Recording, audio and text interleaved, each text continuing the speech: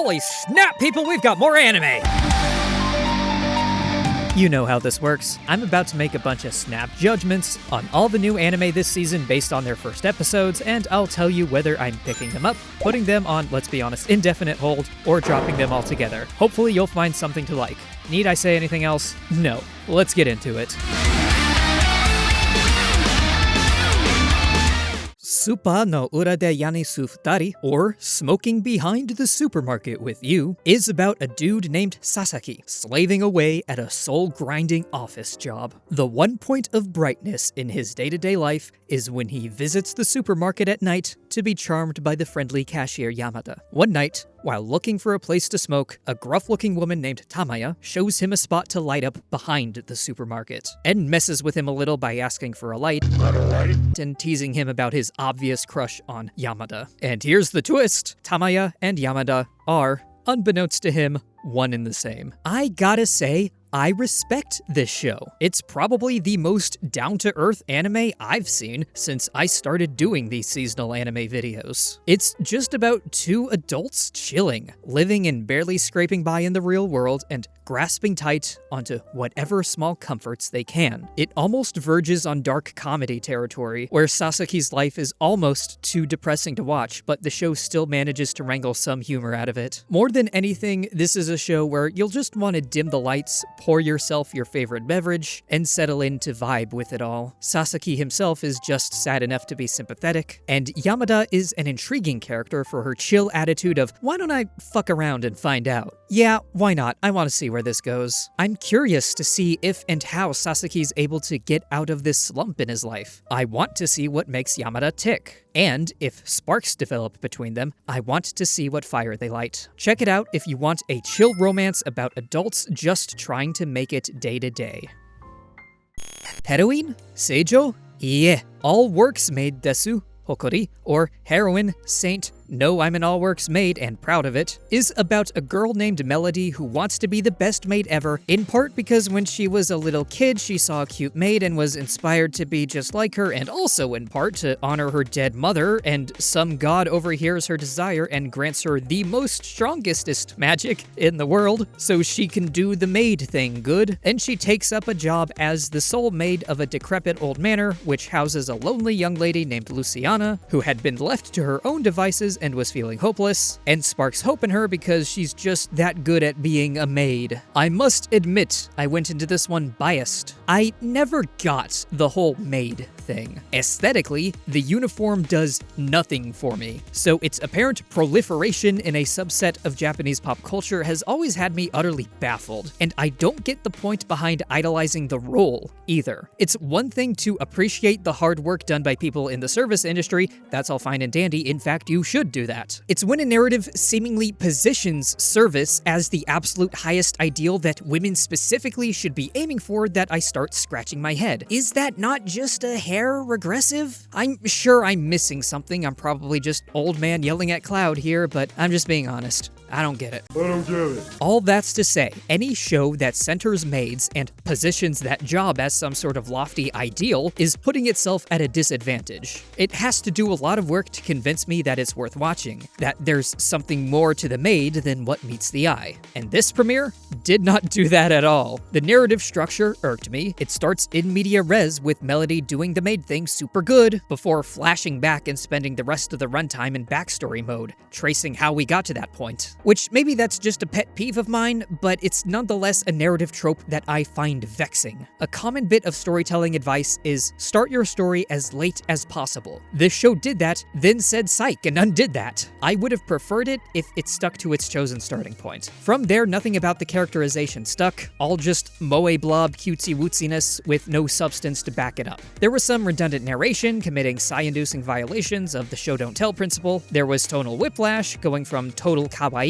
straight to sad dead mom backstory. And finally, there's the one thing that got me to burst out laughing, a plot twist so bad, I was left wondering if this was meant to be satire. At the very last moment, it turns out that actually this is an isekai show. Melody was reincarnated from Japan where, As a kid, she fell in love with maids after seeing a cute one. You know, just like she already did in this world, which means that this plot twist did not lend any extra insight into her character at all. It was entirely redundant, which begs the question, why bother including it at all? It serves no function. The story remains entirely unchanged if you excise that element. What the hell is going on here? I'm driving myself insane. Needless to say, don't bother with this one. Dropped.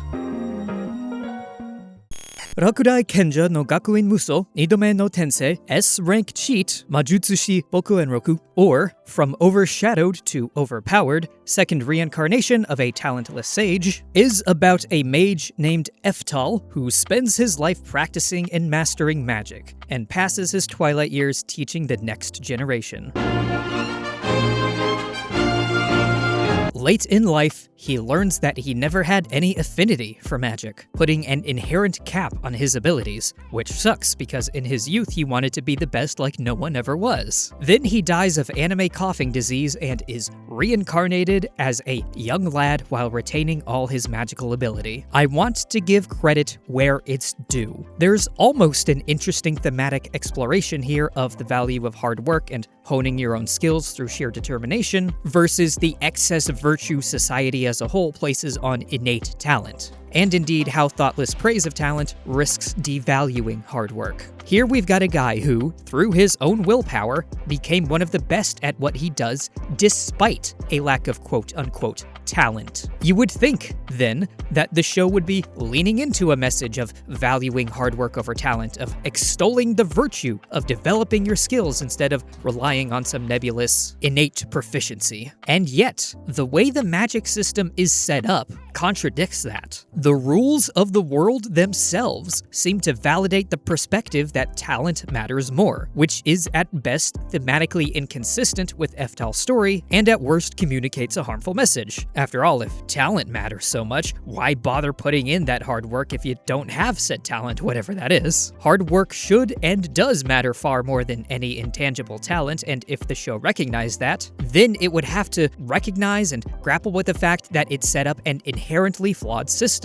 But instead, this system is presented as factual, taken at face value, and so the thematic core is left muddled. And aside from that, this storytelling is awkward. It opens on an action scene rendered dull for the lack of context. We don't know who any of these characters are, and so we have no reason to care about them, and we haven't the slightest clue as to the stakes and thus have no reason to care about the outcome. Later on, it's revealed that one of Eftal's apprentices is a girl he rescued from a war zone. I contend that, to bring out the emotional potential of that dynamic, this episode would have been better off centering their relationship. Open the episode with him rescuing her, spend more of the runtime fleshing out his guilt and their dynamic. If the episode had done that, then it could have made me care. As is, their present characterization is too thin to really get me invested. Overall, this isn't a worthless show. It almost has ideas worth exploring. But based on its present thoughtless engagement with its own world and shallow characterization, I can't see it ever developing into something worthwhile. Plus, based on the OP, it seems that some of the female characters are going to be made to wear some truly atrocious outfits, and I'm more than happy to spare my eyeballs that torture.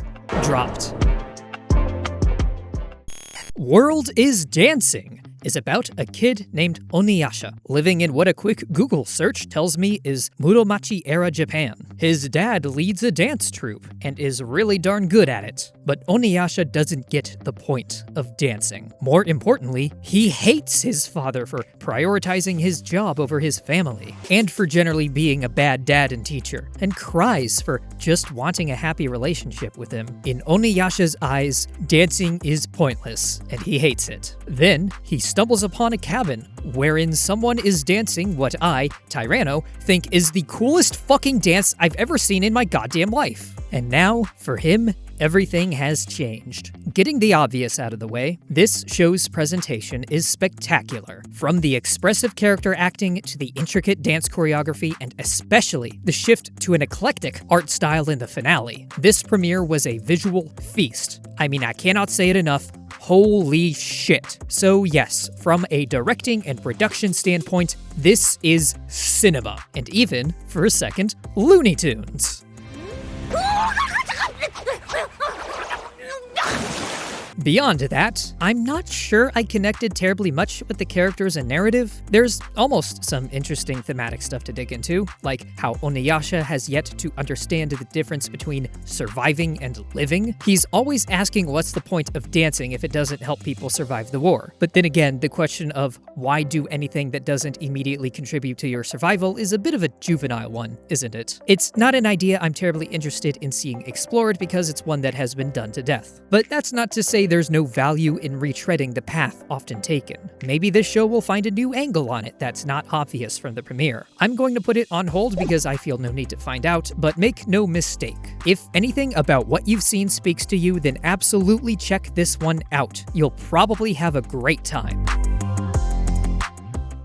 無自覚正常は今日も無思議に力を垂れ流す, or The Oblivious Saint Can't Contain Her Power, is about Carolina Sanchez, the second daughter of a noble family who's not very good at anything. She's known far and wide as a disgrace to the Sanchez name for how untalented she is, especially in comparison to her beloved sister Flora, who's quite verbally abusive in private. Then, the king shows up and says she's gotta marry the second prince of a neighboring kingdom to ease political tensions. A prince with a bloodthirsty reputation. She agrees, and the premiere ends with her arriving to meet him. This was a largely dull affair, mostly due to the narrative's over-reliance on excessive exposition and the resultant clumsy dialogue. The cold open is a massive exposition dump, overloading you with information you either don't need to know right now or could have learned just by watching the show. All we learn about the prince is delivered through another excessive exposition dump, and I think the worst offender of all is the scene in the carriage between Carolina and Flora, where Flora says, out loud, that their mother died giving birth to Carolina and that Carolina is her spitting image and so Flora will always hate her for those crimes, except with many more words than that. Clumsy dialogue and excess exposition all rolled into one. Clumsy because she's saying things out loud that both characters already know, ergo, she shouldn't be saying that only for the audience's benefit. Excessive because the scene could have communicated the exact same information in a quarter of the time with just a single line of dialogue, to the effect of, "But of course, how would you know? You never got to know her," in an accusatory tone from Flora, and in reaction a sad/guilty look from Carolina. That would have been enough.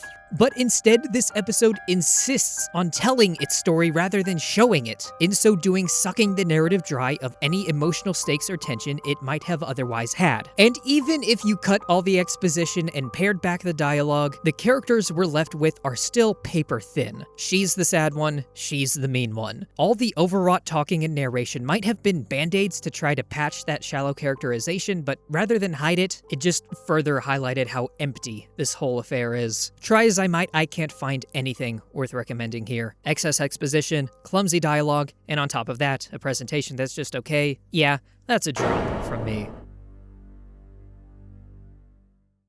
Level 999 no Murabito, or The Villager of level 999, is about a Japan that has fallen to hordes of monsters and so has somehow turned into JRPG land, with characters with nonsense westernish names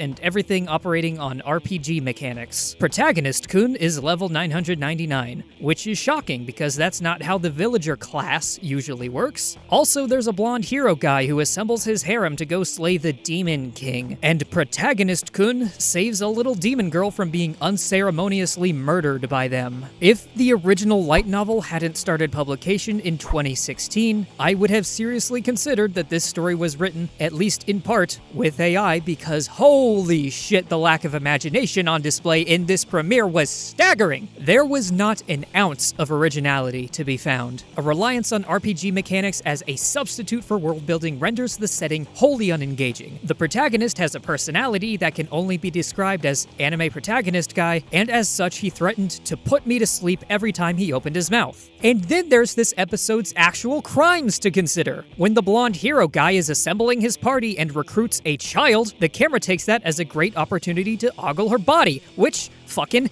ick! A group of people, most of whom I think were meant to like, seemingly have no qualms about murdering a child, no questions asked, an act which I feel warrants some explanation that is sorely lacking. It was a child! And the worst thing happens right at the very end, where that same literal actual child asks in complete earnestness to marry protagonist-kun. And it's like, oh god, this is just gonna pull an Usagi drop, isn't it? I looked up a second-hand source which seems to say as much. That is, the novels end on an ambiguous note where this adult-ass man marrying this child is a card still very much on the table, and while true, I don't know for certain since I can't look up the original source, put it this way, this episode was bad enough that it failed to instill any confidence in me that it wouldn't pull an Usagi drop, and that alone is a damning indictment. This one belongs in the dump of shame, I do declare. Hey, you know what? That fire just ain't hot enough. Hank? Sorry about that. Just be a second. That's a clean burning hell, I tell you what.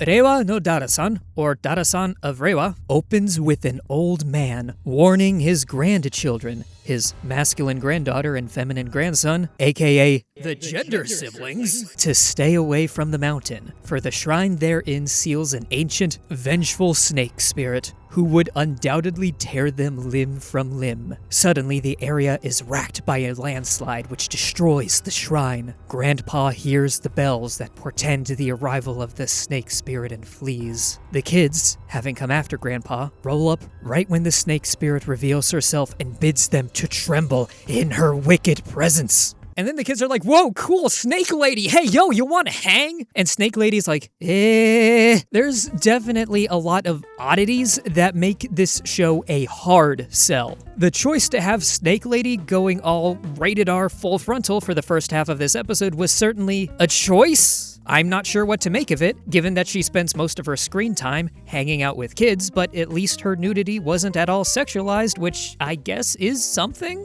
Of all the creative choices this story made, that definitely was one of them. I'm also not confident in the ability of the main joke to last across a season. The gender siblings being perpetually unfazed by this ancient vengeful spirit of monstrous appearance and just treating her like one of the squad was amusing, but that one joke can run thin if it's stretched out too long. The gender siblings themselves I found amusing, both for being unapologetically who they are and for their fun sibling banter. And they seem to form a rather heartwarming friendship with Snake Lady, whom they even give a name. Dara-san. Hey, that's the name of the show. Between all of that, I'm conflicted. It was a really, really weird one, and I'm not confident in its longevity, but I can't say I hated watching it. So that's an on hold from me. It's definitely too out there to recommend to a general audience, but if you're in the mood for a strange comedy, this might do something for you.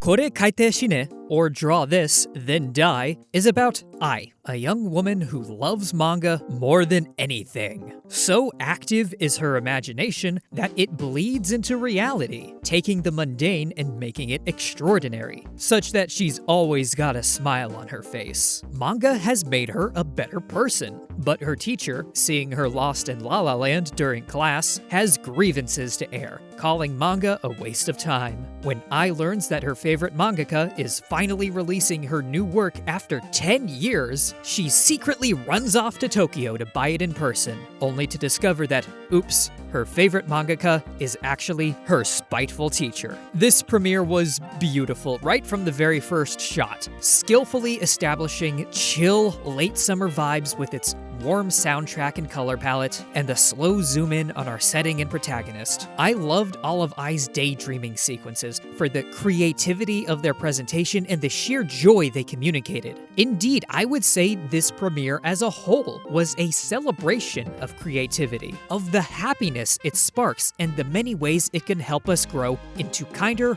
more well-rounded people. Ai herself was a joy for her unbridled love of imagination and the sheer lengths she'll go to in order to chase her passions. And I am eminently curious how her relationship with her salty sensei is going to evolve now that the truth is out. Indeed, I need to know how this beloved mangaka got to the place she's at, where she can decry the whole medium she once loved, and if she can ever get out of that rut. Put simply, this show is, at the risk of sounding like a broken record, a joy. And if ever you found comfort in getting lost in a good book, then this is the show for you. Highly recommended. Otome Kaiju Karamelise, or Kaiju Girl Karamelise, is about Kuro, a young woman who's terrified of love because the one time she tried confessing, the object of her affection ran away screaming in terror. Whenever she gets emotionally worked up, parts of her body transform into monstrous aspects. And so she isolates herself, earning herself the reputation of a freak amongst her peers. Then, a cute, kind guy named Minami takes a shine to her, and so flustered is she that she starts growing horns. Get it? He made her horny! At first, his kindness ticks her off. His attempts to relate to her about being isolated fall flat, because what would the most popular guy in class know about her pain? But then they spend more time together, and she does genuinely connect to him, which freaks her out even more, culminating in her transforming into a fully fledged kaiju. I can't lie, this was pretty cool. The baseline story is a familiar one. A socially isolated girl who hates her own appearance, who is then swept off her feet by the sweetest, kindest, most wholesome hot guy you ever did see. She thought she'd never find love, but the right guy saw through her exterior and loved her for who she is. And did I mention he's hot? Been there, done that. What makes this spin on that story stand out is, of course, the kaiju gimmick. Now, that story has been taken to its most logical extreme. The girl's insecurities manifest in the most over-the-top manner possible. And for that, this premiere effortlessly got its claws in me. But this show's got more than novelty value. It's also shockingly well produced. Kuro is animated with far more energy than you would expect of the depressed loner, so varied in her expressions that she is both a visual joy and an emotional hook. You want to watch just to see her be her, but also because you want to see her grow and overcome her insecurities. When the episode reaches its emotional crescendos, it does so with a sweeping soundtrack and deliberate framing and lighting that all help to accentuate them, meaning this show's never boring to look at. Surprisingly enough, this is a production that's firing on all cylinders. Between all of that, I'm happy to report that I struggle to find fault with this one. If you're in the mood for a grand romance so big that it literally threatens to destroy Tokyo, then this is the perfect show for you. And as for me, yeah, from its novelty to its production value, and for how good a job it does at getting you to root for Kuro, I simply have to see where this goes next. ここは俺に任せて先に行けと言ってから10年が経ったら伝説になっていた or I became a legend after my 10-year-long last stand is about a guy named Luck who spends 10 years alone fighting off hordes of demons before finally slaying the demon lord. When he emerges from the ashes, he learns the world thinks he's dead and celebrates him as a hero. He has tearful reunions with his comrades, then decides to start life over as a low-level adventurer for fun. He gets forced into a party with random noobs to take on a goblin-slaying quest. And the premiere ends on a cliffhanger where some beastkin girl runs in to fight the mini-boss. The best thing I can say about this premiere was that it was inoffensive. Nothing here made me mad or was terribly wrong, nor, however, was there anything particularly noteworthy to get me hooked. Presentation was mostly just serviceable, except for exactly one bit of exciting Sakuga at the very end to introduce the beastkin girl. Luck is generally a bland protagonist, but his reunions with his old friends were, for what it's worth, wholesome. There's some clumsy expository dialogue and narration in the opening action scenes, and in general, the action didn't do much for me. But also, Luck acting as a mentor for the noob adventurers was a little bit neat, I guess. Gave him some hint of intriguing wisdom to set him apart from other protagonists of his ilk. But also, that was too little too late, and I don't know, y'all. This premiere was overall pretty bland, but not so much so that I could actively dislike it. I'm dropping it, but if you're really into fantasy anime, you might find something to like here.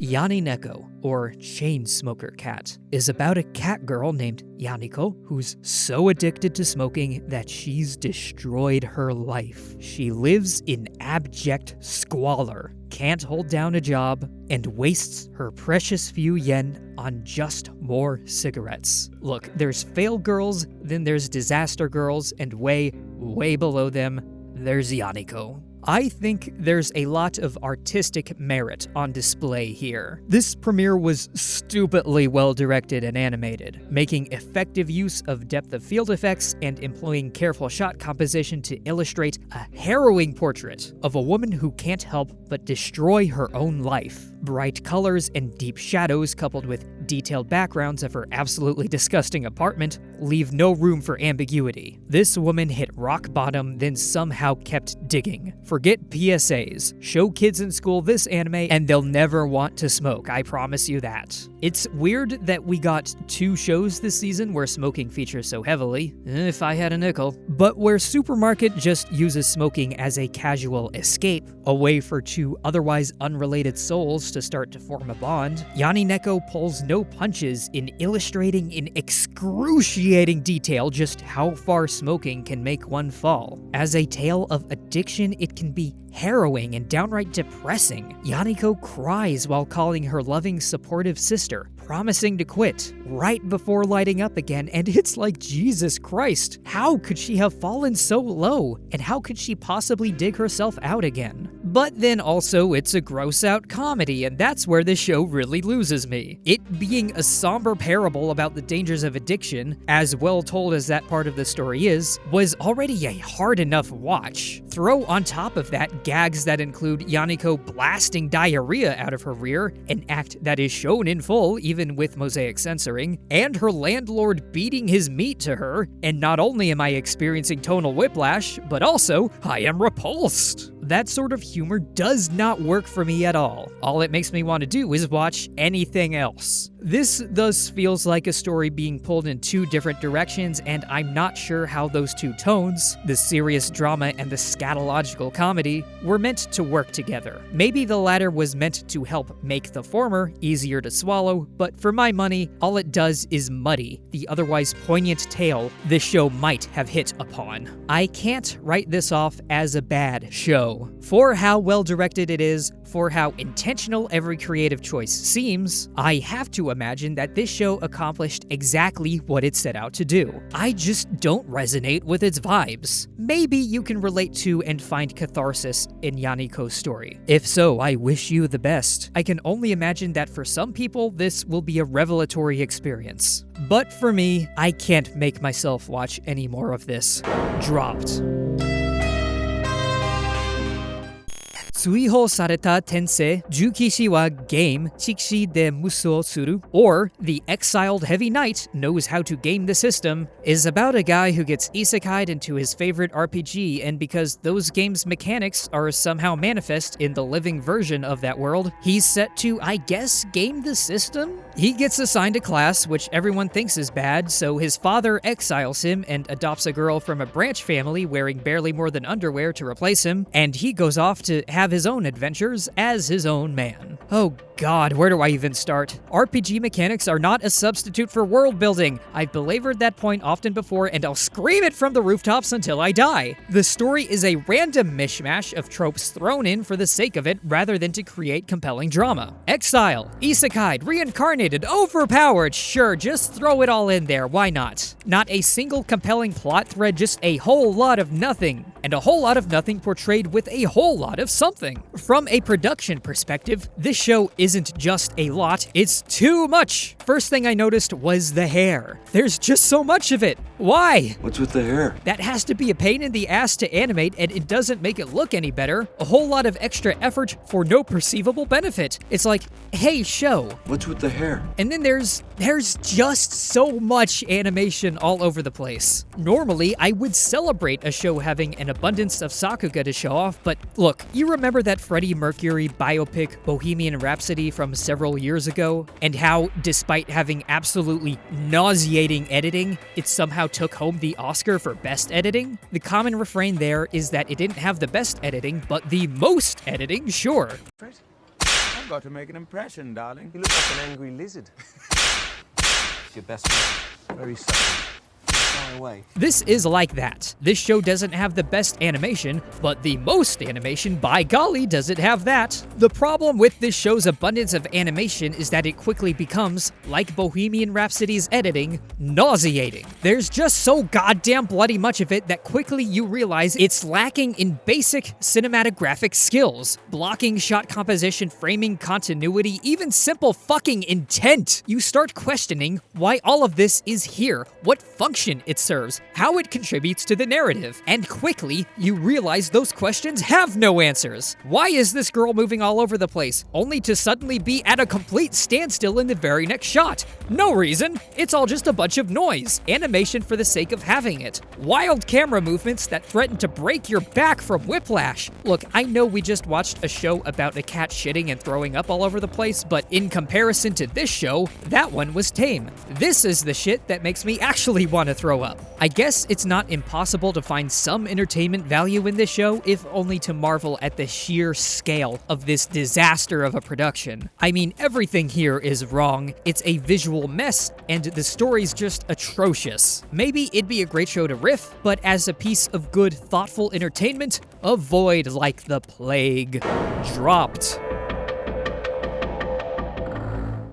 Tenmaku no Jadugar, or Jadugar, a witch in Mongolia, opens in 13th century Persia. A young slave girl named Sitara is taken in by a wealthy family who's just lost their patriarch. Sitara hates her lot in life. She doesn't want to be a slave, she just wants her mother, who recently died. So she rebels against the family, tries to run away. Alas, this is her lot in life. She's not going anywhere. But she can make the best of it. The son of the household teaches her the value of education, and soon she throws herself into learning as much as she can. Years pass, and just as she's being blown away by geometry, a looming invasion threatens to turn her whole life upside down. This is undoubtedly the most unique anime on offer this season. Everything about it stands out. The setting and characters, for instance. This is real-world historical fiction, set in a time and nation that anime doesn't usually touch, and that alone lends it novelty value. I have no idea how historically accurate this show is, but even the mere glimpse it gives us into a place and time with which most of us are, I imagine, unfamiliar,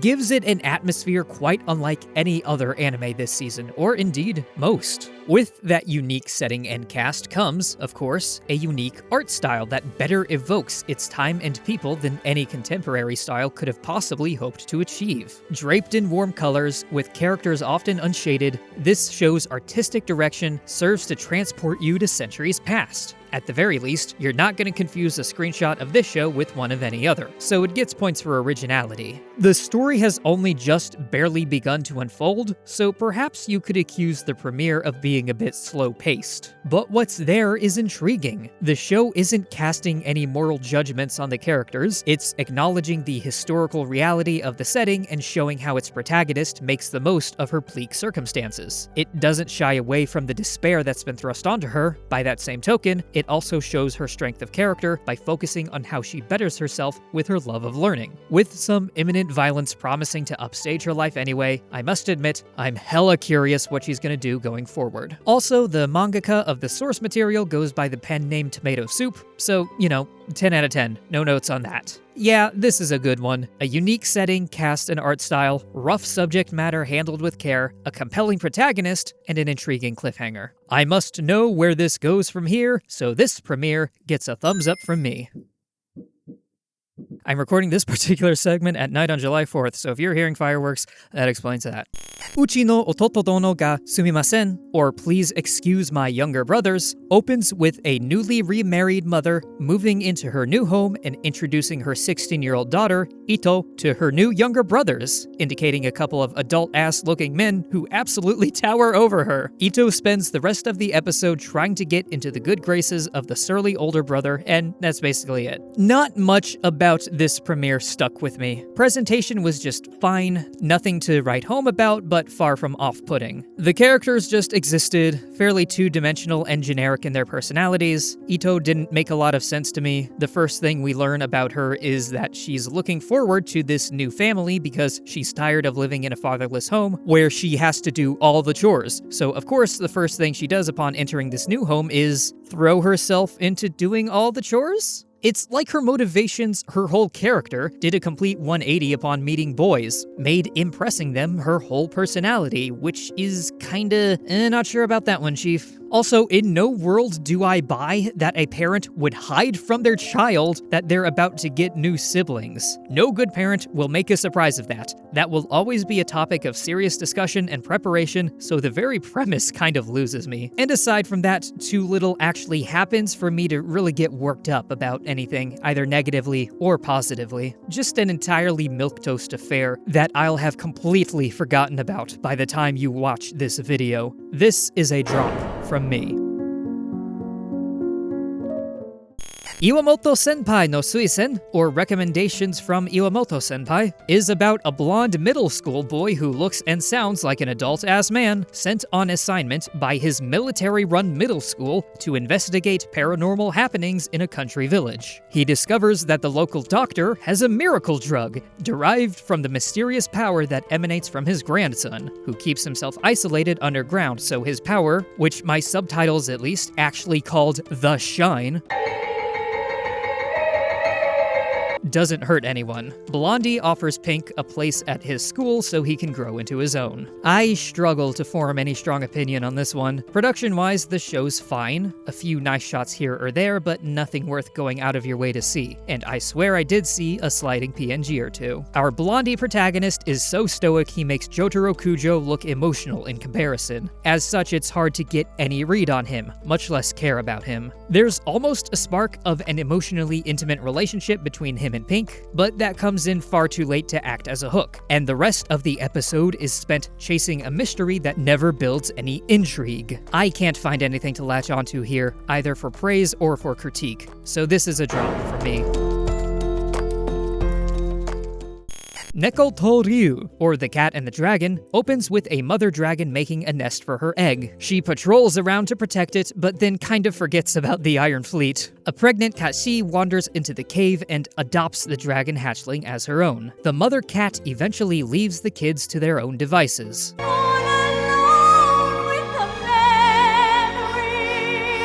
And later, the dragon's siblings move on, leaving him alone. Eventually, one of his siblings returns pregnant, and he teaches the kittens magic like his mother taught him. And so he teaches generations of his family until one day he spies humans killing cats. He burns them to a crisp, then delivers a warning to the local kingdom, declaring himself the protector of cats. One of the dragon's cats eventually befriends a human prince, and thanks to them, the king reaches out and forms an alliance with the dragon. And from then on, the people of the kingdom and the cats were allies in magic and life. On the one hand, excusing the occasional bloody murder, this was probably the most wholesome outing this season thus far. Just following a dragon as he slowly grows and watches over generations of his family, inheriting the role of guardian from his adoptive mother and passing on the lessons she taught him. That's all very sweet. You love the dragon simply by virtue of being there with him for his whole life, cheering for him as he righteously declares himself the protector of cats, and your heart warms to see him ease off his hostility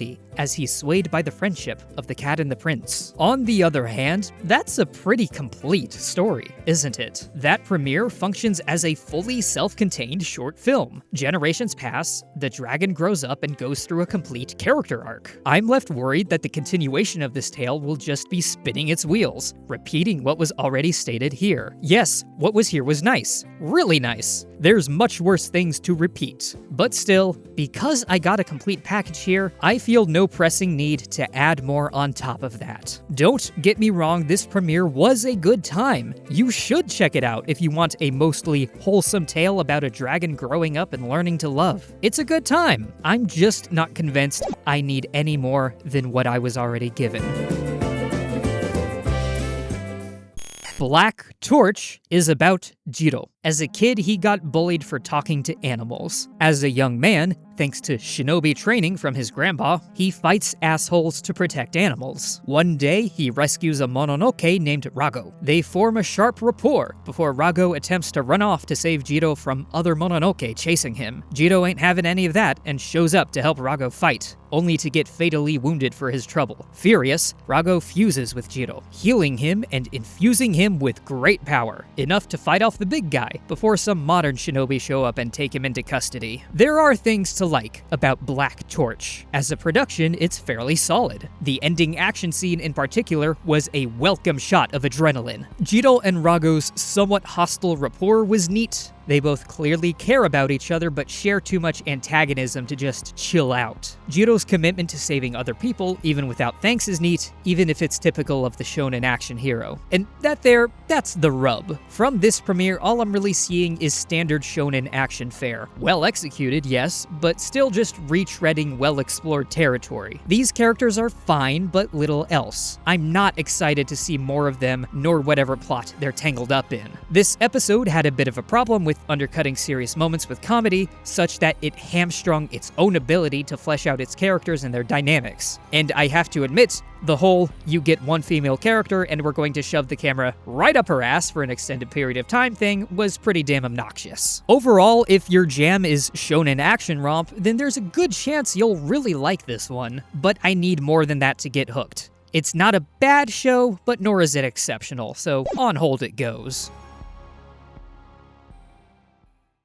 Niju Seiki Denki Mokuroku, Eureka Everka, or Sparks of Tomorrow, is set in a version of the early 20th century where the pioneers of electricity died before they could wow the world with their innovations. So everything runs on steam. The young Kihachi and his elder brother dreamed of bringing electricity to the world, but the elder went off to war with his notebook filled with ideas for inventions and never came back. So Kihachi is left to eke out a meager living at a tech repair shop. He has a run-in with a girl, Inako, whose so-called talent is that she's good at believing in things. They bicker, with him being perhaps too into his tech. Later, some creep shows up at Inako's house to demand her hand in marriage to pay off the family debt. Inako's sly elder sister sends her to Kihachi's place, where she is once again wowed by his tech and encourages him to believe in his own talent like she does. She also delivers a package from her sister, Kihachi's brother's notebook, which sparks in him hope once again, just before the creep shows up to ruin everything. God bless KyoAni, their productions never miss in the presentation department. Lots to love on display here. Expressive character animation abounds, which keeps things visually dynamic and helps further define the characters. It's used, for instance, to leave absolutely no room for ambiguity about how much of a creep the antagonist is. Look at him noodling his stretchy arms like Mr. Fantastic, just ick. More importantly, expressive animation is used to illustrate Kihachi as someone who uses his genuine excitement and love for technology to push down his deeper feelings of regret and worthlessness. He thus becomes an endearing protagonist both for his antics and the sympathy brought out by the script. There's also the art direction to consider. There's that classic KyoAni lighting put to superb use to make the right moments pop. There's also the occasional shift into a painterly style just to keep things dynamic. That's all to say, yes, as a production, this is one of the season's most solid offerings. And the script doesn't slouch either. On top of selling Kihachi as an endearing, if somewhat troublesome, protagonist, it's also rather efficient in its storytelling, establishing the world and various relationships with just a few lines. One of my favorite bits comes in the latter half, between Inako's elder sister and her fiancé. With creep being a creep, the fiancé runs in to help, only for the sister to flip him on his back and say, "Nope, I'm good." Couple that with her just before having Inako secret herself away, and with just those scant few appearances, the episode has quickly characterized her as quick-witted and fast to act. For getting me to like her so fast, I applaud this premiere's economic storytelling. And of course, thanks to all of that, I'm left intrigued, curious to see more. Maybe the joke it chose to end on was not kosher, honestly what was up with that, but aside from that, Sparks of Tomorrow shows sparks of promise. I'm going to keep watching, and so should you. Normally, I don't talk about sequel seasons in these videos, but based on this premiere, while Maho Shoujo Lyrical Nanoha Exceeds, Gunblaze Vengeance is technically a sequel to the prior two Nanoha movies about which I remember basically nothing, it more acts as a standalone series that happens to be set in that same continuity, so you can probably jump in fresh. Though for all I know, that'll change with later episodes, so take that assessment with a grain of salt. And regardless, I wouldn't recommend this as an introduction to the Nanoha franchise, as it gets notably darker than the rest of it, but as its own thing, it just might work. This premiere is centered on found sisters Shina and Setsuna, living on their own on a small island years after the world started being invaded by deadly monsters. Shina makes her living hunting these monsters, and dreams of sending Setsuna to the mainland so she can go to a proper school and get the best education possible. Suddenly they're swarmed by invaders, one in particular taking human form. They're surrounded, outnumbered, and pitted against hopeless odds, and then I actually don't want to say what happens, which I know goes against the point of this video, but if you decide to check it out, I want you to be as surprised as I was when the thing happens. As a casual viewer of the Nanoha franchise, while I've enjoyed much of it, I can't say I've ever been shocked by any given plot development. But this premiere, this one did shock me, and I mean that as a point of praise. Thanks to that, I need to see, to put it vaguely, what happens next. To be clear, there's a lot I could nitpick about this premiere if I really felt like it, including a decent quantity of clunky dialogue and exposition. This show is not for everyone, whether you're looking for a tightly crafted tale or something lighthearted and fun. But what this gets right, it gets right. There is no better place to be.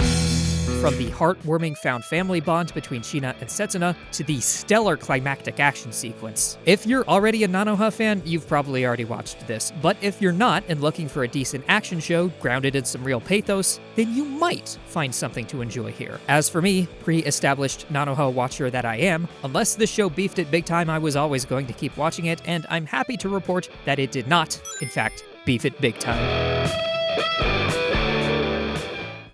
君を愛する気はないと言った時期、公爵様がなぜかでかいしてきます or the Duke's son claims he won't love me, yet showers me with adoration, is about Elsa. No, not that one. The kind daughter of a struggling ducal family. She marries a guy she doesn't know so that her family won't starve, and learns that he too just married her for convenience. To his surprise, she's happy with his honesty. This show's got one big problem, and that's its main character. Who is Elsa? She's the kindest kind woman who ever did kind. She said it's kinding time, then kinded all over the place. She has exactly one personality trait, one goal, one single word to describe the entirety of her person, and that's kind. And for all of that, she's so goddamn shallow. A serious contender for the most dull, boring, nothing burger protagonist in anime. This premiere failed to endear me to her in any way, shape, or form, and that alone is enough to condemn it. I'm trying, really trying to come up with a single thing to recommend about this one, and I'm coming up empty. The story's so predictable as to be sleep-inducing, failing to provide anything in the way of dramatic tension, conflict, or hell, even decent pacing. The presentation is unexceptional, and the rest of the cast is shrug after shrug. For failing to have even the slightest hint of substance,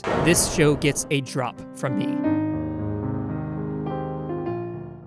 Sekai Saikyo no Koe, Meikyukoku no Shinjin Tansakusha, or The World's Strongest Rearguard, is about a guy who reincarnates into a world that operates on RPG mechanics. He chooses his class, rents a slave girl from a slave house, then sets out to, assumedly, assemble a whole harem of girls in awful outfits who all want to jump on his dick. Look, you watch anime, you've seen all this shit before, do I need to say anything else? It's boring and bad and trite and at points downright offensive. Flat characters, horrendous writing with atrocious exposition dumps, ugly presentation, the works. I'm not wasting any more brain cells on this garbage. Dropped. God, I need a fucking palate cleanser after that. Give me a minute. Gonna play a day or two of Stardew Valley.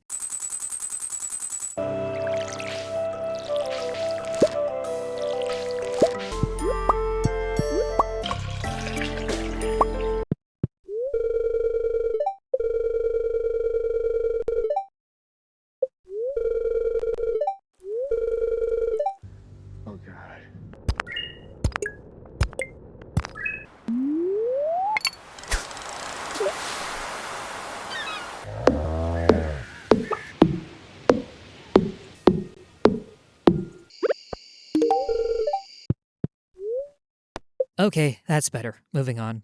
Tetsunabe no Jan, or Iron Wok Jan, takes place in the fanciest Chinese restaurant in town. It's the family business of Kiriko, and she's been training her ass off for years to take it over. Then, the new hire storms in, demands to be fed, and calls the restaurant's food trash. He's John, and I guess because his grandpa knew the owner, they've got no choice but to keep him on, despite how much literally everyone hates him for his assholery. He declares that cooking is a competition, which runs counter to Kiriko's philosophy that cooking must be done with heart, and so the two are set for a fierce rivalry. When I say this guy's an asshole, I mean it. So over the top is he in his boisterous snobbery that at one point he's illustrated almost exactly like Dio Brando. And that's the phrase for this whole affair. Over the top. Everything in this show is taken to 11, from the intricate explanations of the characters' cooking processes to John's yelling and the flair of it all. Like when John dramatically whips off his jacket to reveal, holy shit, he's a chef. That being said, John is so constantly and overbearingly over the top in his dickishness that he's a downright toxic screen presence. I can't say I enjoyed watching him. Kiriko was an endearing enough protagonist, but she's not enough to make up for having to deal with this guy all the time. This is probably just a me problem. John being a cartoonishly exaggerated asshat is likely meant to be the main appeal of this affair. Oh, and one nitpick.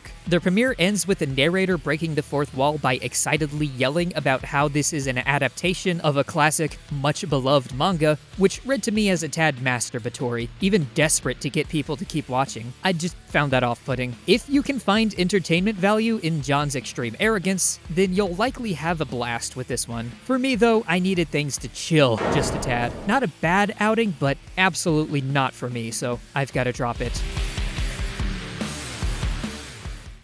Oni no Hanayome, or The Ogre's Bride, takes place in a world once ravaged by war. Demons helps humanity to rebuild, and now they sit at the height of society, such that the most a woman can hope to achieve is to marry a demon. Yuzu's sister Karin is one such lucky gal, and the family spoils Karin while physically and emotionally abusing the absolute hell out of Yuzu. The one time Yuzu stands up for herself, she's rewarded by Karin's husband-to-be burning her arm. She runs out of the house and into the arms of an ogre who claims she's his bride. So I hated every second of this because it created an unjust, ugly social system and then failed to recognize it as such, and in fact, pretends that the ugly system it's created can actually breed healthy love. A society where women are claimed as children to be the brides of the ruling class is an inherently ugly one. That's not love, that's child abuse. It's a system that fucks up Yuzu's family so bad that they start abusing her to cartoonishly evil degrees. And a thoughtful narrative would recognize that the fucked up system it's invented is one that needs to be fought against, torn down. But no, instead, the solution to Yuzu's abuse at the hand of the system is just to engage in that system herself, to become a bride at the mercy of the ruling class just like her sister. Yuzu can't save herself, she has to have a big strong man come in and save her. Fuck, this all sucks. What's the goddamn point? If this show was trying to engage in some social commentary about domestic abuse and power dynamics, then it failed in that goal utterly by creating a class system that exacerbates those issues and then pretending the system isn't a problem. And even if this show wasn't ideologically evil, creating a world where women and girls are playthings to be fucked around with by the supernaturally powerful ruling class and treating that like a fun setting to stage a romantic drama in, this premiere is still a goddamn mess. Excess narration over-explaining the plot, demonstrating a reliance on telling versus showing, lackluster presentation, and absolute nonsensical characterization for Yuzu. A girl abused by her family ostensibly because of love, and instead of wanting to rebel against the system that enabled her abuse, all she wants is love herself? I don't buy it. She should be pushing away the guy claiming to be her husband, seeing only in him the exact same system that harmed her, not crying in his arms. From her perspective, what reason has she to believe he's any different from the demon her sister's hooked up with? None. Fight back, girl, Jesus Christ. Fuck it, dump of shame with this one. Absolutely goddamn repulsive.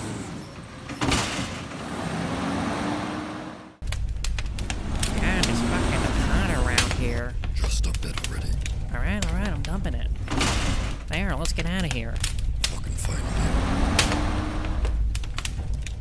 Let's Go Kaikigumi is about a guy who's so deathly afraid of ghosts and anything supernatural that even hearing the start of a ghost story, knowing that it is in fact a ghost story, is enough to make him freak out. He meets a girl who runs an organization dedicated to putting supernatural spooky stuff out into the world, but she's psychologically incapable of experiencing fear, so she's really bad at her job. Knowing a scaredy cat would be the perfect test subject, she recruits our protagonist guy as an assistant to help her get back on track. As a screwball comedy, this premiere was generally inoffensive. It leans heavily on the guy being loud and over the top in his frightful reactions to the vaguest of stimuli, and contrast between him and the stoic girl off whom his antics bounce. It's not a terribly original dynamic, but when it works, it works. I even got a single actual chuckle out of this episode, so it's definitely not a complete waste of time. It might even be trying to say something about how our fears manifest, about how the unknown is actually what frightens us, and as soon as we can put a face to something and make it tangible, it ceases to have power. Or perhaps I'm just stretching. Nevertheless, this one has potential. I'm putting it on hold because as a comedy, it wasn't all that funny, but nor was there anything terribly wrong with its storytelling otherwise. If a spooky comedy is your jam, you might like this one.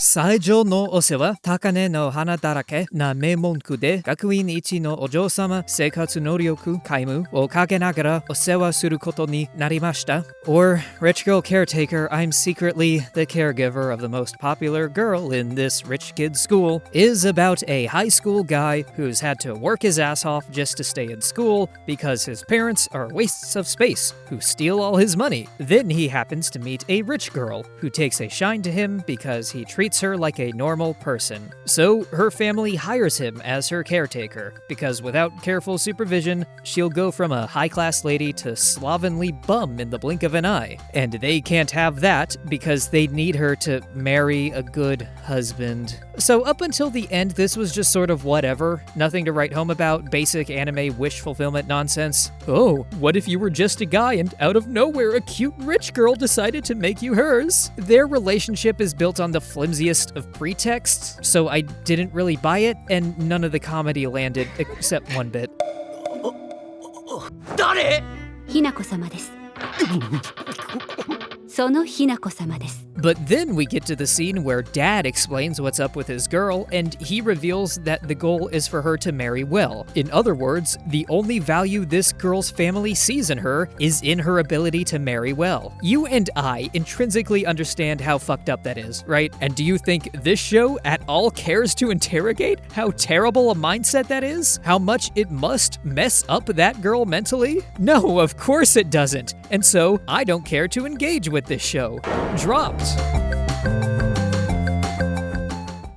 Grow Up Show, Himawari no Circus Dan, or Grow Up Show, Sunflower Circus, is about Mizuka. She grew up training in her father's circus, and thanks to his intense training regimen, absolutely hates it. They live apart for a while, and eventually he stops sending her money so that she's starving, and instead sends her off to another place to live. It turns out, to her dismay, to be another circus troupe, this one made up of orphan girls. The ringmaster Maria challenges Mizuka to critique their performance, which she does, to the girl's chagrin, and to bring out the best of their best performer, Oka, which, after a false start, she also manages, and Oka seems rather smitten with her. Throughout all of it, Mizuka still wants to get the hell out of there, only staying because she's promised food and pay. But at the very end, Maria pulls out the twist. Thanks to her dad, Mizuka is actually in debt to the troupe and has no choice but to stay and work for them. This was a fun premiere. Mizuka is an endearing protagonist from her very first line. We've just been presented with a lovingly rendered sequence of acrobatics, which the audience loves, and when told she'll be doing that too one day, she responds, perfectly cheery with a smile on her face. 死んでも嫌。 The contrast between her cheerful tone and harsh words is damn funny and sets up her character perfectly. Someone who puts on a polite exterior but can't help but be brutally honest in her speech. She's a fun character to follow for that brutal yet cheerful honesty, trying really hard to nope her way out of the troupe even as she's made to pitch in. Hating what she's good at makes for a fun push and pull dynamic. dynamic. She can't help but recognize and want to bring out Oka's talent, even as she wants deep in her bones to run away from it all. This show's no slouch in the presentation department either. It most especially excels in expressive character animation, which further sells Mizuka as a fun, endearing protagonist. She makes lots of great faces, of course, but my favorite bit of hers is where her eyeballs straight up pop out of her face in shock when she learns that she's in debt to the troupe. Aside from that, there's also a decent chunk of refined Sakuga in the acrobatics displays, and the somewhat romantic flourishes piled on top when Mizuka and Oka successfully performed together did make me raise my eyebrows. I have to admit, there was one unambiguously bad scene where Oka, to put it mildly, gets all handsy with Mizuka in the bath because Oka's baffled at Mizuka's athletic build. It's played for laughs, but it's really just uncomfortable and I wish it wasn't there. But aside from that, this is overall a fun time. A likable protagonist and varied cast, a unique setting, and a solid presentation. What more could you ask for? I want to know where things go from here, so this gets a thumbs up from me.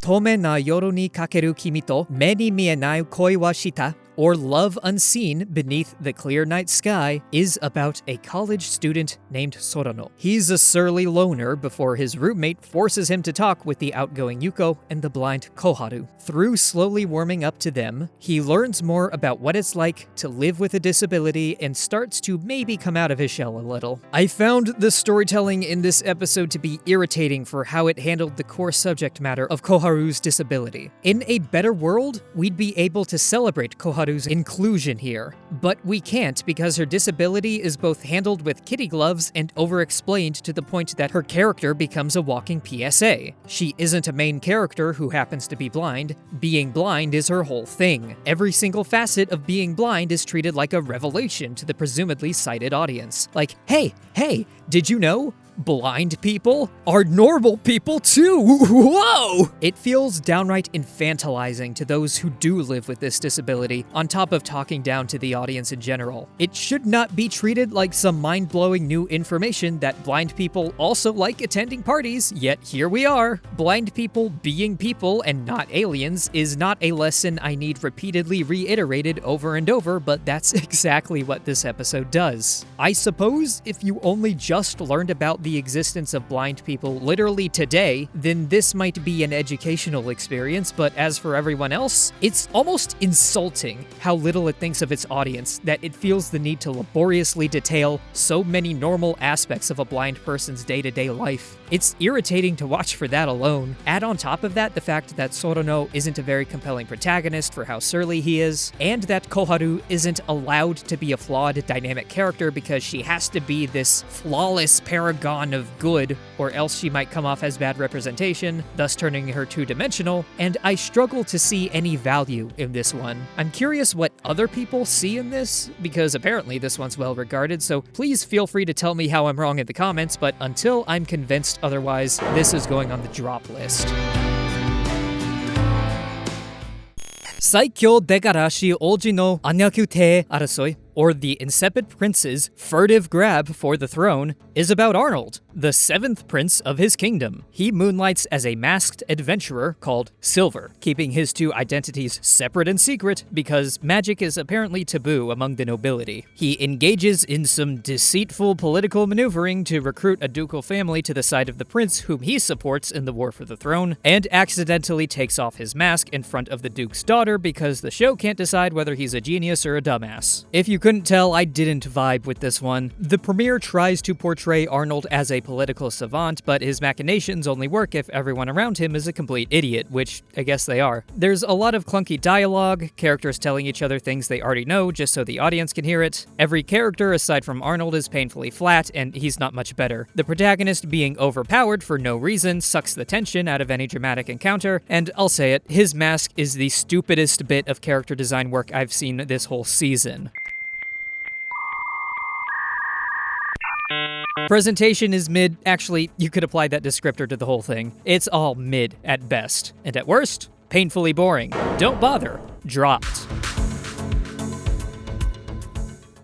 Hono no Tokyujo Dodge Danko is about Danko, a girl who loves dodgeball more than anything, and so tries to get a dodgeball club going at her school. The headmistress says no, but that's not stopping her. She goes through increasingly insane trials to get a team assembled, and the episode ends with a tease of a rival set to take the stage. On the positive side, the sheer energy on display means this premiere is never boring to watch. Everything, from the animation to the voice acting to the pacing, is always tuned up to 11. Danko's yelling at everything, contorting her face into grand fiery expressions of fierce, all-consuming determination, and the narrative flies from one plot point to the next so fast that by the end you're shocked at how much ground was covered. Another show might take 2 or 3 episodes to cover the same material, and the retro aesthetic was a nice change of pace. This is actually a soft sequel to a 90s show, and it shows. Thanks to all of that, it's mostly fun to look at. Keyword there being mostly. Where this premiere stumbles is, let's call it the awkward anime camera angle frequently employed against the female cast, themselves often dressed in questionable attire, especially given their ambiguous ages. Deeply uncomfortable, that!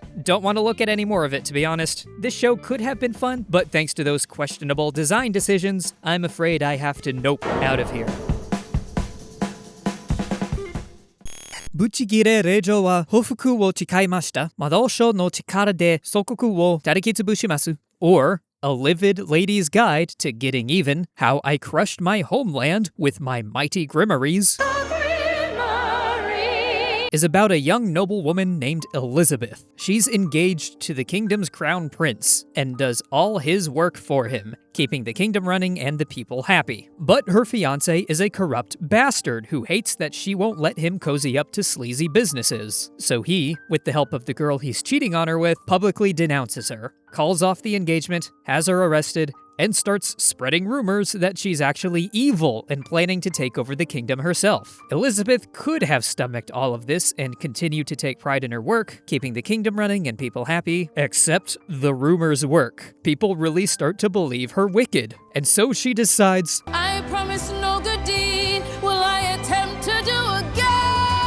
and so she sets out to destroy the kingdom that betrayed her. The critic in me wants to tear this to shreds. The premiere opens on that denouncement trope, the one where the noble lady is accused in front of a whole big crowd of crimes she didn't commit, and so her fiancé breaks it off with her. Off the top of my head, I can count at least 3 other recent instances of that trope, and this show has absolutely no new spin on it, making its inclusion here feel at best tired. There's several bouts of clunky exposition, and the presentation is all function over form. And yet, I must admit, I want to see what happens next. I'm sorry, I can't help it. Angry women getting sweet, sweet revengeance is one of my favorite things. I love that Elizabeth wasn't just a goody-goody two-shoes. She really tried to be, but even she had her breaking point. And even when she's broken, she still enacts her machinations with a smile. Even before then, the passive-aggressive politeness with which she treated the prince, whom she clearly harbored no affection for, was delightful. She's a highly driven character, first to do her duty, then to satisfying her own burning need to burn it all down. Her drive and personality thus combine to create an effortlessly compelling protagonist. I've got to see what she gets up to next. This is going to be a soft recommendation because as much as this premiere spoke to me, I do recognize its numerous faults. But if you, like me, support women's wrongs, then you'll probably have a good time with this one. ステラレ聖女の異世界ご飯旅、隠れスキルでキャンピングカーを召喚しました。Or, The Forsaken Saintess and Her Foodie Road Trip in Another World is about Rin. She randomly got isekai'd, then the people who summoned her yelled at her for being useless, and instead of sending her back, teleported her into the middle of nowhere. Lucky for her, one of the RPG skills she attained lets her summon a TARDIS camper with all the food she'll ever need. So she decides to just chill in camp. Make the best of things. She fishes out of a lake an adventurer who's blown away by her camper and cooking skills, and entreats her to join his party. He's hot, so she says yes. This was fine. Rin's a fun protagonist for taking all the crazy shit happening to her in stride, and even somewhat admirable for making the best of things. Granted, not terribly hard to do when she has RPG cheat skills, but still. Her dynamic with the adventurer guy is fun, they seem to be forming a relationship, and honestly, they seem like they'd be a perfectly cute couple. Between their banter banter and the general chill vibes, this was an overall wholesome outing, and I really appreciated that it started in media res and just stayed there. No flashing back after the cold open and over-explaining how we got to this point, or just dropped right in and keep going from there. Good structure, that. I feel no need to continue with this one right away because while this premiere was fine, it also didn't really make me excited to see any more of these characters. Just a bunch of wholesome fellas hanging around in Fantasyland, fine for one episode, but that lack of depth might stretch their entertainment value thin across a whole season. You, dear viewer, should also know at this point how I feel about just throwing RPG mechanics into these things. Please don't. So it's an on hold for me, but again, this was a perfectly chill, fun outing. If that's what you're in the mood for, this will do you just fine, and heck, if I ever have a free weekend, which I never do, so I don't know why I'm bothering to say this, I might give this another glance. Sayonara, Lara, or Goodbye, Lara, is about, wouldn't you know, Lara. She does The Little Mermaid. Witch, legs, failed romance, foam, then wakes up centuries later. It's all about the Little Mermaid getting a second shot at life and having to deal with the consequences of her actions. Her family is imprisoned and the witch sets upon her a trial to get them back, and in so doing flings her once more into the human world. This was a beautiful premiere. Presentation-wise, stellar. Bold colors and lighting, expressive characters, fluid animation. Get it, because they're in water? Sorry. But yeah, looks fantastic. Love how everything turns a mournful blue when Lara's confronted by her dad, the bright blues and yellows when she gets shot out of the ocean, fantastic. Lara herself is a wonderful protagonist. Her introduction is perfect, a comedic juxtaposition of her being a cute little baby and her bloodily devouring a fish that happens to swim by. And she gets to be more than just the Little Mermaid pining for love. The premiere portrays her taking the potion as an act of courage, and the righteous indignation she vents at the witch when she shows herself after everything's happened reveals a harder, more determined side to our dearest Lara. Beyond love, Lara's a brave woman who wants to stand up for what's right, whether that pits her against evil witches or her own family. I want to see her succeed, and so I need to see what happens next. I also appreciate how economical this premiere was in its storytelling. It was mostly an expedited take on The Little Mermaid, using that story merely as the foundation for wherever the rest of the narrative is going to take us. But it's a solid foundation, and well told, slowing down for the most important character-revealing moments and montaging through the rest. As far as pacing goes, I can't complain. Overall, this is a solid premiere. Lovely in its presentation, snappy in its pacing, and thorough in its character work. I want to see what Lara gets up to in this modern world, so this one's going on my watch list. Tenko Saki no Seiso Karen na Bishoujo ga Mukashi Danshi to Omote Issho ni Asonda Osana Najimi Data Ken, or Oh Boy, Was I Wrong About Her, is about best friends Hayato and Haruki. They're separated as kids and promise to always be friends. They reconnect in high school and, surprise, turns out Haruki's a girl. Haruki messes with Hayato for just a little bit when it becomes apparent he doesn't recognize her, but once she reveals herself, despite a hint of awkwardness, they slide easily back into being bros like no time has passed. This premiere was surprisingly alright. Nothing was dragged out. Haruki had her fun for a bit, but quickly revealed the truth. And once they were together again, the interactions between her and Hayato were fun and wholesome. They've got a playful rapport, and in picking up right where they left off, it's almost like no time has passed at all. They don't let awkwardness linger between them, instead just happy to be hanging again, and that's all pretty cute. Watching them just be friends did put a smile on my face. Granted, this show does have a romance tag, so that easy friendship won't last, and maybe it'd be more interesting if they just stayed best friends and supported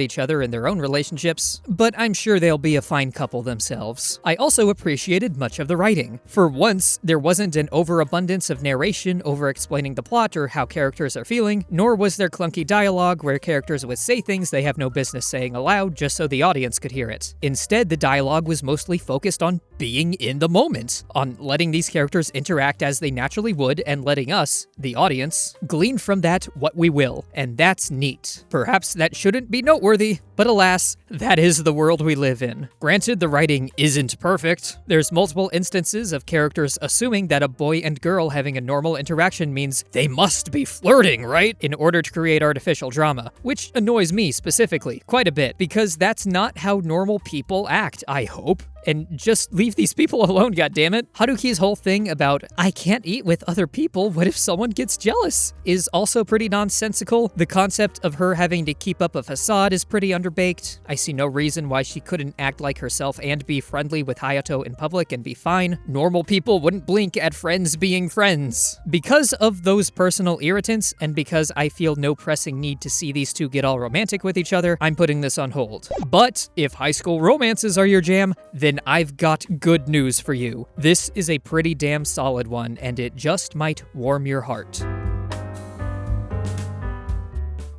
Kimi ga shinu made koi wa shitai, or I Want to Love You Till Your Dying Day, is about Sheena. She lives in an orphanage that trains its kids to do magic war. Her roommate meets a horrific end, and Sheena is left to keep on keeping on like everything's normal. She tries to beat down her own grief, then meets a bubbly girl drenched in blood. Said girl, Mimi, transfers into her class the next day and becomes her new roommate. And they were roommates. And rumors abound that she's a secret weapon. On their way back to their room at night, they stumble upon two girls kissing, and Sheena says it's just restoration magic, meant for healing. Then, when Mimi sees that Sheena is in pain, a culmination of all the stress and torment she's been holding back, Mimi goes in for the kiss herself. Oh my god, they were roommates. This was a solid premiere. It does a fantastic job at eliciting sympathy for its protagonist. She's numb at first from the shock, but as the news settles, you can see the tears threatening to break through, and to watch her hold them back simply because that's how she's expected to act in this fucked up environment she's found herself in, even in private, is heartbreaking. Social conditioning is a powerful force. She needs to grieve, but can't because that's not what's expected of young soldiers. And she's so deeply internalized that mindset that she can't even shake it when alone. That's deeply tragic and sets the stage for a tale about learning to feel again, to be true to yourself. Mimi seems well poised to help her along on that journey. She's honest from the start, cheerful and bubbly in disposition like none of her peers. She won't hide herself just because of some social conditioning, peer pressure, and environmental expectations demand it. The thought to do so would never cross her mind. Mimi is true to her own wants and desires from the start, and if Sheena can learn just a little bit of that from her, maybe she'll finally be able to let herself grieve. So if it wasn't obvious, I love the main duo and am excited to see where they go from here. Sheena's got a lot of emotional maturing to do, and Mimi's got a lot of intrigue built around her. This premiere wasn't perfect. The presentation had its moments, but it also had some really ugly CG characters, and I'm worried about this production's ability to maintain a decent level of quality throughout. But if it can execute on the narrative as well as this opening outing did across its whole runtime, then we should be in good shape. If you're looking for a fantasy story about how social pressure can shape us, about grief, and maybe about love, then this show is for you. Taiari deshita. Ojo-sama wa kakuto game nante shinai, or Young Ladies Don't Play Fighting Games, is about young ladies who play fighting games. Aya once dominated at Street Fighter, but lost her passion and so left it behind. She transferred into a fancy girls' school, thinking that transforming herself into a proper lady would be more challenging. Mio is the most popular girl in school, quiet and mysterious, radiating ladylike aura. Then, Aya stumbles upon her playing Street Fighter 6, and she does this.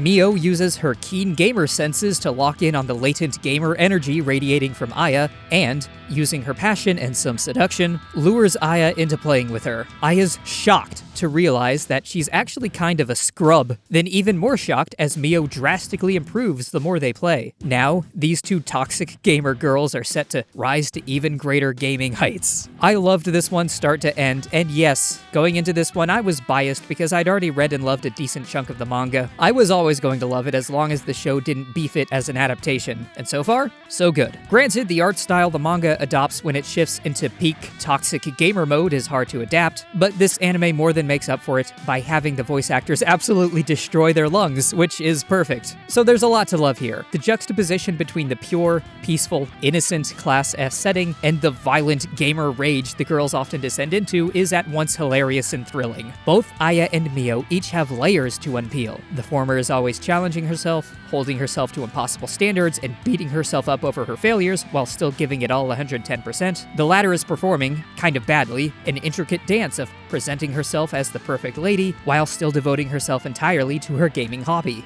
banned at the school, thus necessitating subterfuge. And watching them, both as they grow and to find out what makes them tick, hell, even just to see them win, makes them compelling protagonists. And their chemistry, both as fellow gamers and as potential romantic interests?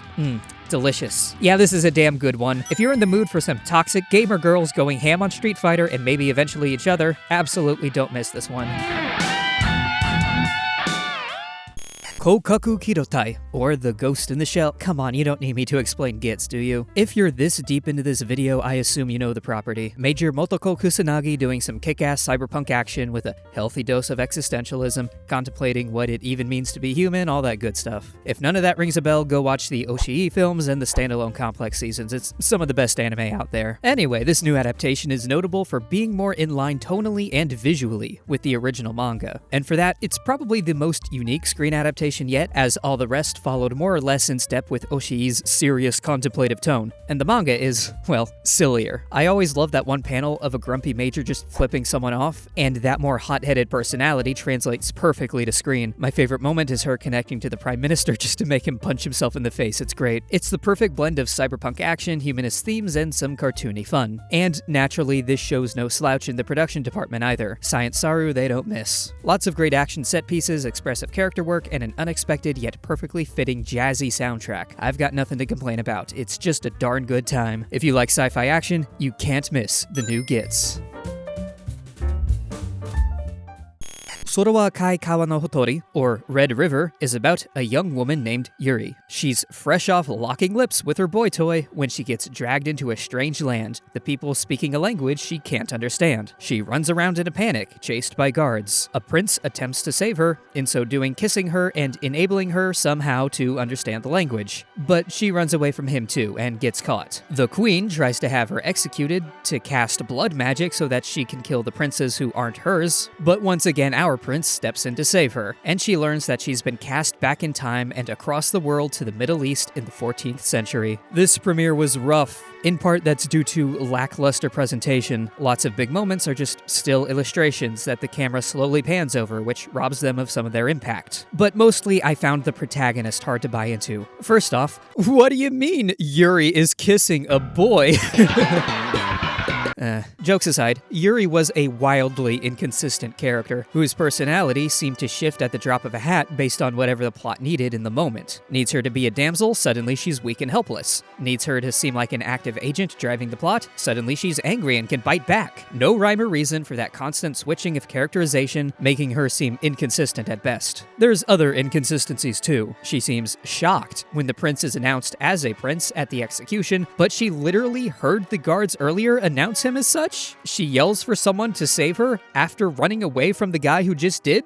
What? Add on top of that the fact that Yuri's such a passive agent, having to constantly be rescued by a guy, and I find it difficult to at all invest in her. To be fair, the very end of the episode teases that eventually she'll be wielding swords and riding into battle with armies, and if that's so, great! That'll be some fantastic development for her, but the absence of any single hint that she could possibly develop in that direction in this premiere was quite worrying. I don't trust in this narrative's ability to earn that development, even if on paper it sounds like a good idea. To be extra fair to the narrative itself, this is an adaptation of a 30-year-old manga, and the source material is apparently highly well regarded. So for all I know, this is just a case of adaptational butchery. Maybe the story in its original form is much more palatable, or at least internally consistent. And even in this adaptation, I can tell that there are things to like about this story, from the unique historical setting to the apparently badass trajectory Yuri is headed for. So I'll tell you what, the manga's going on my backlog, but this adaptation, nah. Ibite Konai Gibo Tokishi, or My Stepmother and Stepsisters Aren't Wicked, is about Mia. She lives with her sickly mother in squalor, and works to support them both. Her mother passes, and she goes to live in a mansion with her stepfamily. She expects to be at the bottom of the food chain, to be mistreated and abused by rich assholes who think they're better than her, but instead, every time she thinks she's about to be hurt, The stepfam pulls an Uno reverse and showers her with all sorts of affection. This was a very sweet premiere. It's one of those comedies that just has one joke, the joke being, you think they're about to be evil, then they turn it around into something wholesome, but it's a very good joke, and the variations on it were more than enough to carry an episode of television. I'm not sure whether it's enough to sustain a season of television, but for a single episode, I was perfectly well amused. My heart warmed. Very wholesome, this joke, this show. It's hard not to like the cast. The Blood siblings flip-flopping from bickering with each other to doting on Mia gave them fun energy. Mia's self-deprecating mindset and constant relief at her new family's love made her quite sympathetic. And stepmom leaping to Mia's defense when grandma comes by to maybe take advantage of Mia's good nature was fist pump inducing, like, hell yeah, let's go, mommy.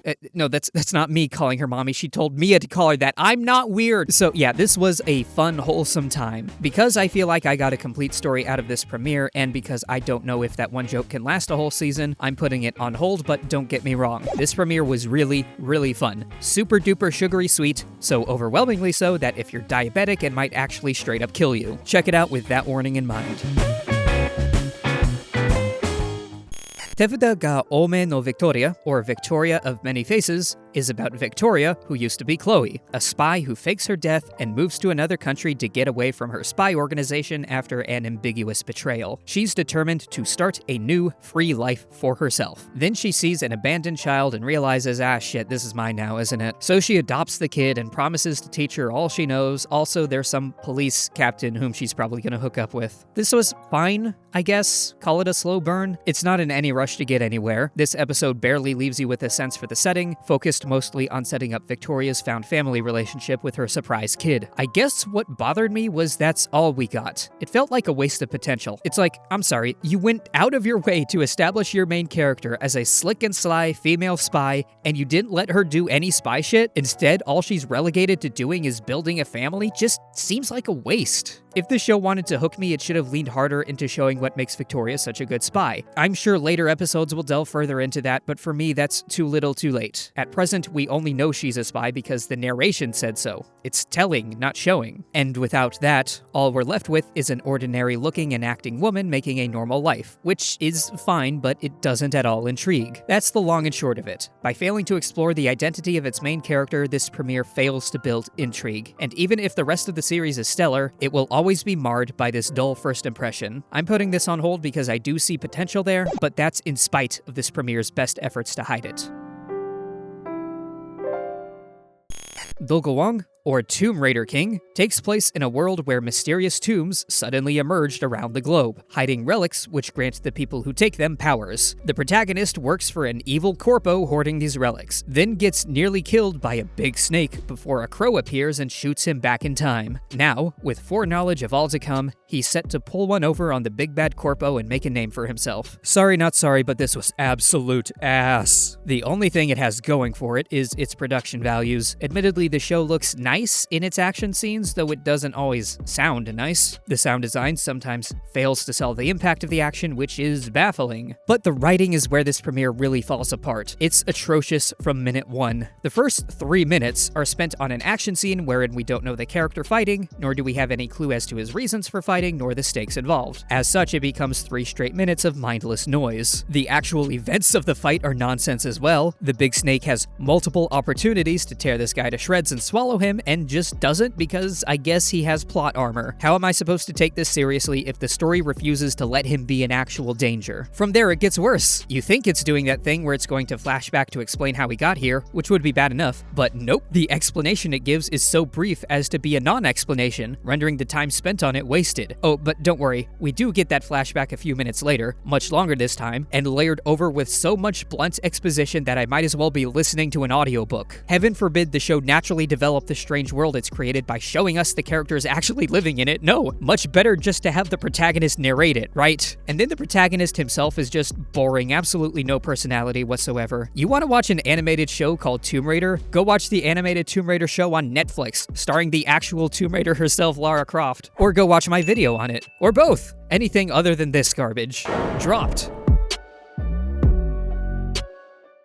Mebius, Dust, takes place in a town that has been walled off from the rest of the world thanks to this giant crystalline structure floating over it. Said structure emits something called dust, which grants a good number of kids in the town powers. The kids, bored with being unable to leave, divide into teams and play capture the flag to control territory within the town. But they can't use their powers too much, else the government will capture them. Enter some mad scientist who gives them wristbands that let them use their powers as much as they want, and their games get even crazier, with the promise that by observing their powers, the scientist will figure out a way out of the town. I respect this premiere for its ambition. It's got a lot of concepts to introduce and a lot of characters to establish, and by no means does it accomplish all of that with grace, but by golly does it try. I appreciate that no one was calling out the names of their powers, that no one was sitting in the sidelines waiting for time to slow down so they could explain in a detailed monologue exactly what any given power entailed. The characters just used their powers, and the show trusted that the viewer would understand what their powers were by just watching them in action. That was nice. Kept the pacing snappy, the action flowing. But that's about all I have in terms of praise. I think it's that same ambition that handicapped this premiere. It tried to do too much, and in that attempt, excelled at nothing. For one, there's far too many characters. Such a large cast needed to be more slowly introduced over a longer time frame, but because this episode tried to give roughly equivalent screen time to so many, we end up learning too little about our ostensible main characters, and so we can't get attached to them. On top of that, the need to explain so complicated a setup resulted in some clunky and occasionally redundant exposition, both from an omniscient third-person narrator and the mad scientist. And the episode could have benefited greatly from cutting back on that and letting the visuals do the talking. Maybe then it would have had room to establish any stakes whatsoever. Those are kind of important in an action show, you know? Like I said, I respect this premiere for its ambition, but ambition alone does not a good story make. Due to its lack of even a single fleshed out character to latch onto, and the absence of plot intrigue or stakes, I can't in good conscience recommend this one.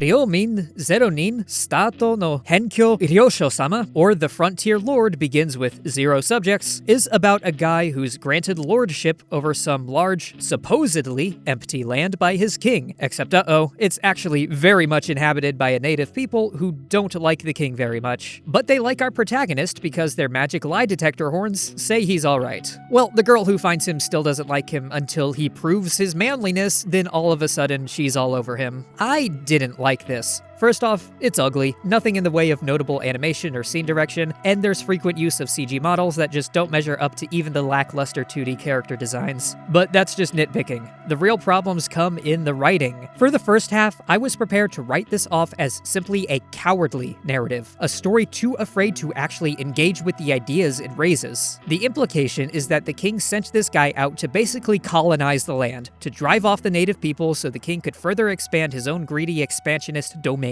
A smarter narrative would probably have the protagonist, realize that, then take a stand against that injustice or something, but instead it's all blithe, wishy-washy, why don't we all just get along nonsense. And that alone was already enough to get me to want to write the show off. But then it gets worse. All of a sudden, out of nowhere, the characters start blathering on and on about the virtues of manliness and how you gotta be a man and do manly things, and their ideas about what makes a man are so simple-minded and regressive that I would laugh it all off as a joke if the story didn't seem to be taking itself quite seriously in espousing these virtues. Adhering to these regressive ideas of manliness is how the protagonist gets ahead, gets the girl, who's definitely way too young for him. And suddenly, I'm repulsed by the messages being sent. Not to mention those ideas do an absolute disservice to the girl's characterization, making her seem like an incoherent mess of a character. One second she's off-put by the guy, and the next, with absolutely no prompting, other than some vague display of manliness, she's super into him. And that's not the only inconsistency. She's introduced into the narrative as a fierce, independent hunter, what else is that bow for? And ends it as a weak, helpless damsel in distress that the hero needs to save. I hate everything about all of that. Regressive ideas about how men should act and how women should treat them touted as aspirational virtues, on top of a cowardly narrative and ugly presentation. Absolutely nothing of value here. Dropped. Futsutsuka na akujo de wa gozaimasu ka? Sugu choso torikae den? Or, Though I Am an Inept Villainess, takes place in a kingdom inspired by old China. Reirin, a court lady, is sickly but beloved by the prince. The bitter and despised Keigetsu is jealous, and so pushes Reirin off a balcony, just as she uses magic to swap bodies with her. With their bodies swapped, Keigetsu gets to experience the love she never got, and Reirin is set to be executed as Keigetsu for her crime. But Reirin's thrilled to be in a body that actually works, and has a few tricks up her sleeve. I was surprised by how fun this was. Reirin's quite the personality. She never got to express it as herself, trapped in her sickly body as she was, but once she was in Keigetsu's body, she gets all bubbly and excited and is bouncing all over the place. And it was at that exact moment I fell in love with her. She's a young woman who spent her whole life facing death, believing it could come for her at any moment due to her frailty. And so, when physical danger presents itself, she isn't afraid. She faces it with a smile and a plan, demonstrating an unexpected cunning. Thanks to all of that, I want to see how she navigates her predicament. The presentation's fantastic too. Expressive character work abounds for Reirin as Keigetsu, yes, but there's also some impressive use of lighting and effects work to elevate the more dramatic scenes. I especially love the scene where Keigetsu uses her forbidden flame magic to talk to Reirin in prison. It's got, if you'll pardon the pun, flair. I do worry that maybe Keigetsu's a bit too shallow so far to work as a long-term antagonist, especially since she's got main character credit along with Reirin, but based on how close the OP portrays the two of them, I'm sure there's more to her that we'll get to see. In all probability, they're not actually going to get that close, but, you know, one can dream. Overall, yeah, I had fun with this one, and I'm going to keep watching. If you want a fantasy drama inspired by Chinese history, look no further. Hanaori-san wa tensei shitemo kenka ga shitai, or Hanaori-san still wants to fight in the next life, is about the Demon Lord and the hero who killed him getting reincarnated into Japan. The Demon Lord just wants to live a peaceful, shut-in life, but the hero won't let him, so he gets a job as a teacher, and whoops, he accidentally wound up teaching at her school. Hijinks ensue. I don't know, man, it was mostly inoffensive, I guess. Lots of spastic energy on display in the visuals and characters. The hero flips from serious to freaking the hell out at the drop of a hat. It was vaguely amusing, but not in a way that compels me to seek out more. The premiere generally looked nice, I suppose. Lots of faces to keep things spicy, some bold line work here and there, but what little plot there is gets absolutely lost in the back half. It jumps from one random scene to the next with little connective tissue. It felt like it was adapting one joke bit from the manga after another, without considering how they fit into a larger whole, without trying to make a singular cohesive episode out of the material being adapted. Granted, I haven't read the manga, so I don't know for certain, but I would bet money on that. It's also probably a pretty bad sign that the shows fail to hook you when you start questioning basic facts about his premise. Like, if they both got reincarnated into the same world, shouldn't they be the same age? How is he older enough than her to be her teacher? Isn't it darn convenient that he transferred into her school? I don't know, man, it just lost me. Just felt contrived is all. Overall, this one ain't for me, but if you're looking for a batshit comedy, you could do far worse than this.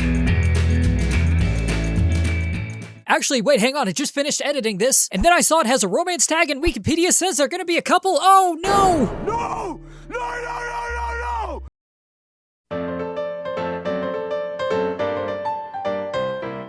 Another season of anime come and gone. So, what are my stats? This time I picked up 13 new shows. Yikes, where the hell am I gonna find the time? I straight up have no idea if I'll be able to keep up with it all, but hey, that's a me problem. Anyway, among them, the 3 shows you should absolutely check out if you watched nothing else this season are, in no particular order, aka My Pantheon of Peak, Ghost in the Shell, Goodbye Lara, and Young Ladies Don't Play Fighting Games. Between those 3, hopefully, you'll find something to your taste. Thanks for sitting through my extended ramblings about another season of anime. I hope you got some decent recs out of this. Next time, Precure, I promise. Thanks again for watching, and I'll see you in the next one.